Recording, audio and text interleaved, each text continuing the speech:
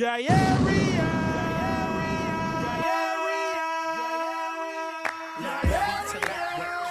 that, tell the people that phony water is back. Like that, tell the people that phony water is back. Like that. You are tuned into the W Show on Sideline Sports Talk Network and 100.1 FM, Kansas City. Live from Radio Row in San Francisco, California. Brought to you by Gates Barbecue, the Negro Leagues Baseball Museum, Dillard Zona Rosa, the Soul of Santa, Golden Gate Funeral and Cremation Services, and Wood Nissan. All right, we're back here live on Radio Row. It's happening now. We've been here talking about Tuesday day. Normally, it's kind of slow, but it's been pretty warm here today. Kicked up. Yeah, man. We have another great guest joining us, former UFC champion Mark Kerr, the Smashing Machine. Yeah, thank you for having me, man. What's up, brother? How you doing, man? I'm good, man. Yeah. I'm good. So this is my first trip to Radio Row. Of course. So, I mean, this is good vibe, good energy. Yeah. Now we're talking Data Vault AI. Yeah. Talk about that. AI. I partnered with them last year. They're literally it's just as simple, empowering the individual to take back what people have profited on for all these years, which is their personal information, data, right? Yeah. Like NIL stuff.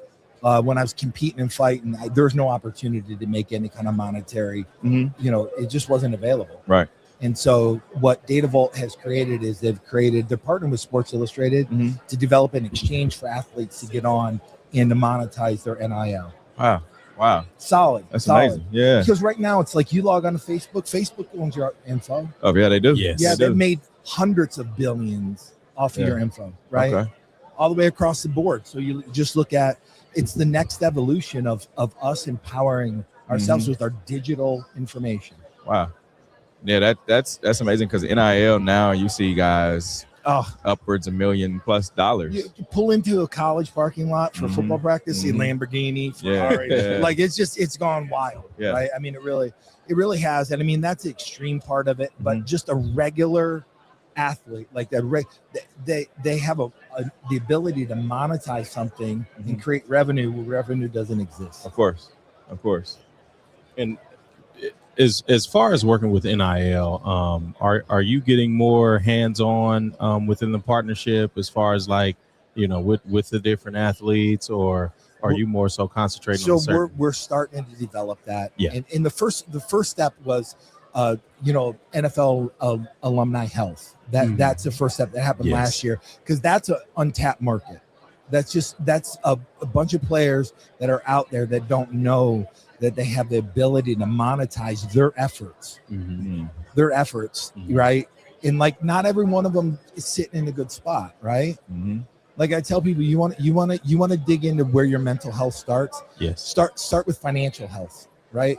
If you don't have financial health, everything else in my life, it's a trickle-down effect. It's financial health, housing insecurity, food insecurity, all these trickle-down effects. So if I give somebody the opportunity to look at it and go, hey, listen, we can get you on this exchange, put your stuff out there and you can monetize it, have a revenue source coming in.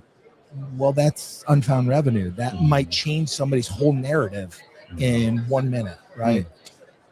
So I'm really an advocate for bringing a lot of this stuff back, where everybody around in their own in my ecosystem, they've made money off of me. Yeah. Right? Yeah. True. Very true. Yeah. Very true. And so it's like, well, why wouldn't you want to be part of a movement that's going to give that back to the individual? Yeah. And it's getting younger and younger too, right? Like, so I have an 8th grader. My son, and it's like, man, what do we need to prepare for when he goes to high school, where how now high school athletes are getting ready to be able to get this NIL money.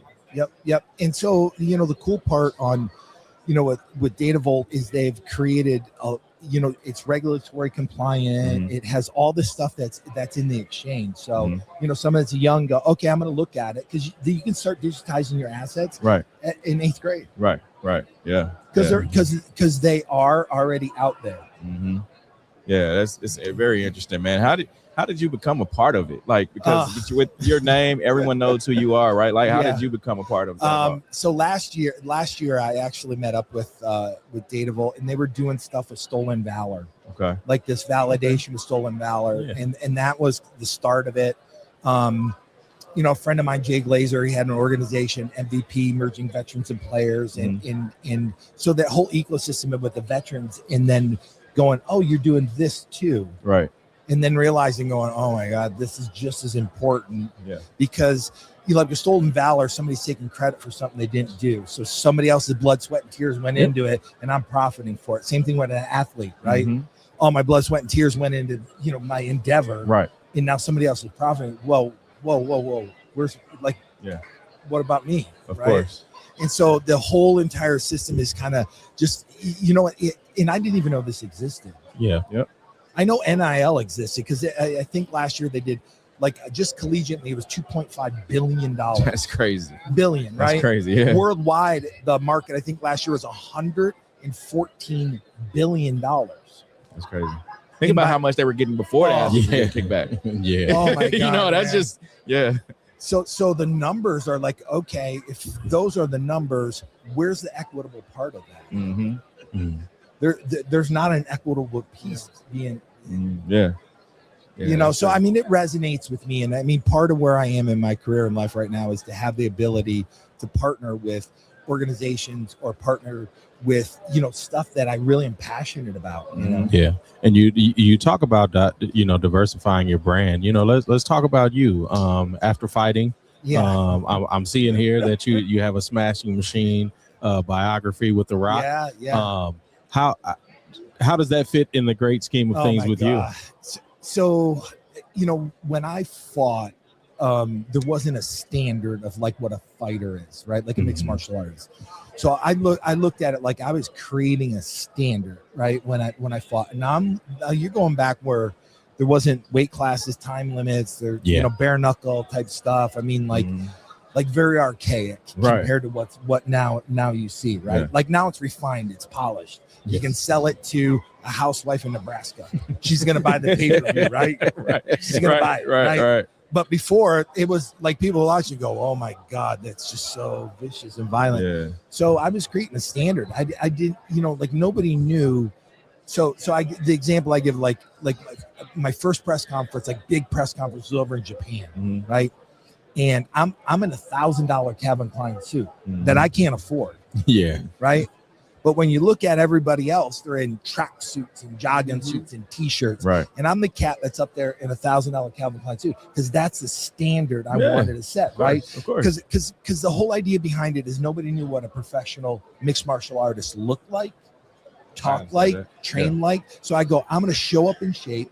I'm going to be just articulate, interview, all these different things that I go, because if they look at me like I'm a professional, guess what? I can ask to be paid like a professional. Right. Like more marketable. Yeah. Exactly. And so what the movie was about is this little pocket of time that I was a #1 mixed martial artist, heavyweight fighter in the world. And it's just a sequence of things that happened. And it was originally captured as a documentary that was aired on HBO. Okay. And so the movie that Dwayne plays me in is based off of that documentary in that pocket of time.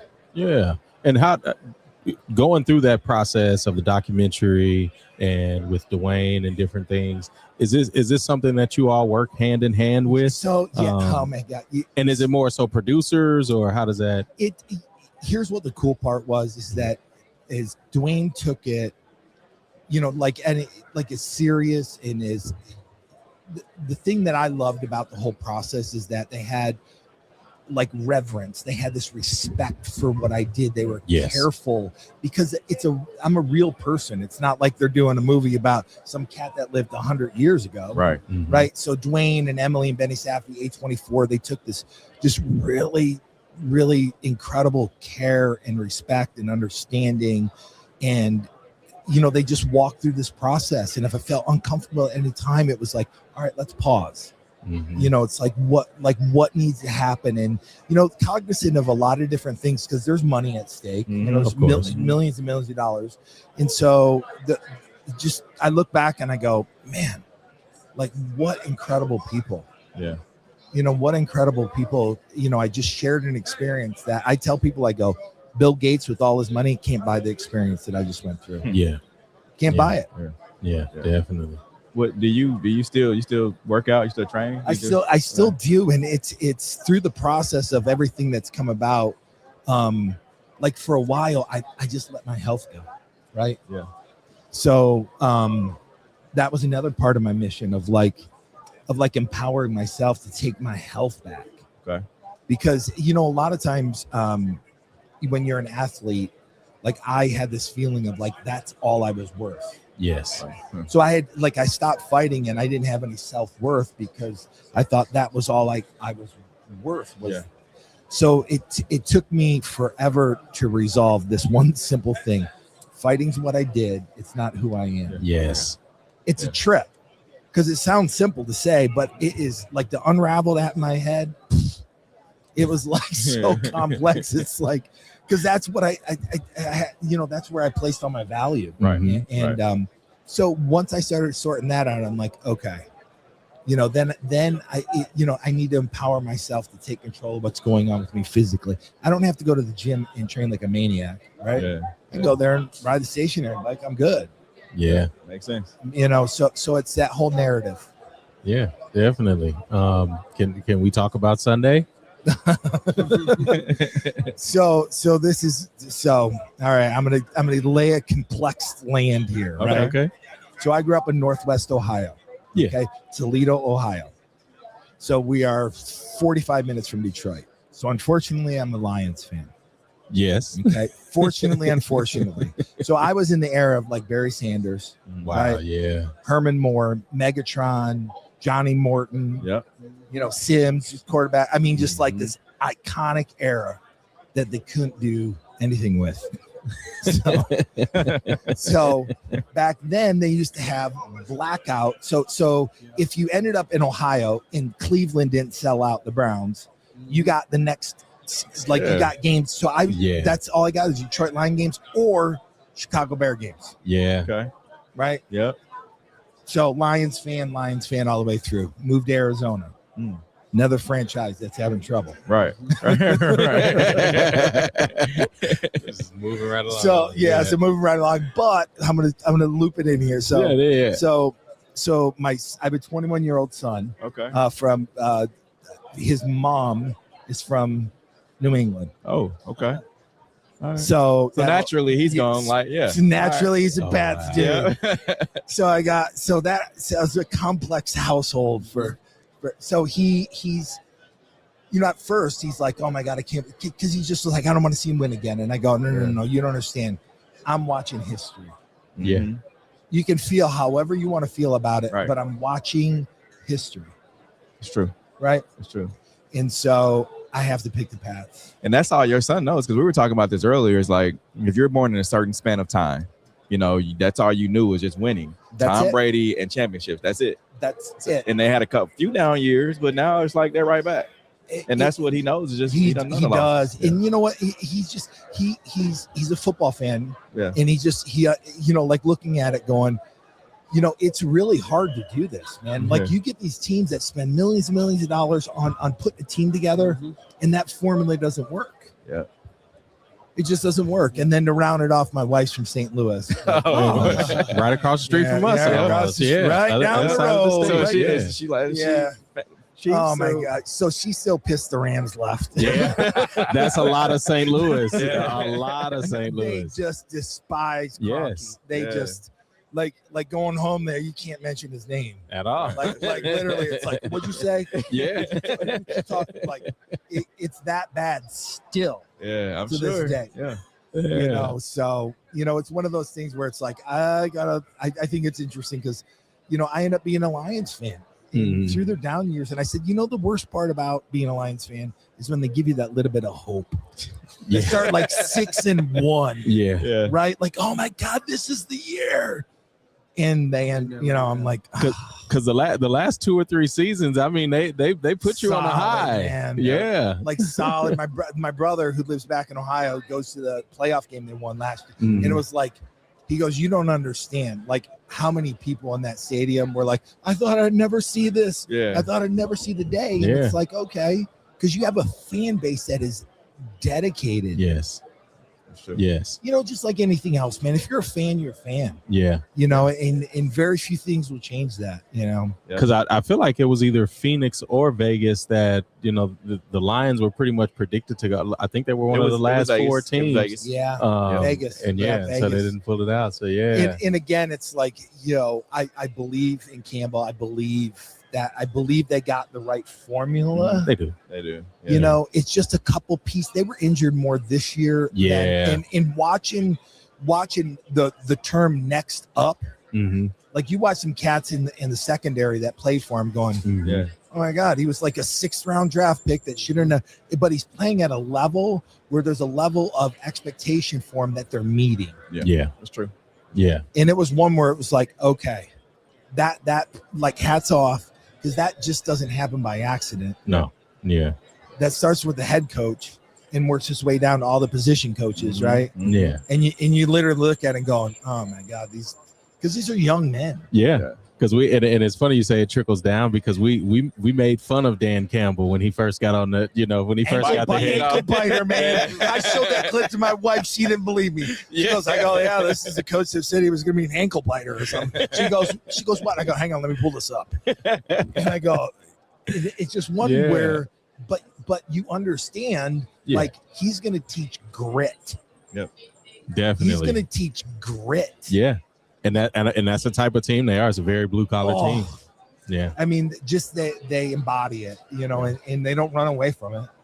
Like, it's just one of those where it's like, you know what, I'm tougher than you. And they go out in the field and they go, oh, yeah, they are. Yeah. Yeah. Mark, we appreciate you giving us some of your time today, man. Thank you. I appreciate you having me. Yeah, thank you. Yes, sir. We'll be back here live from Radio Row with more guests.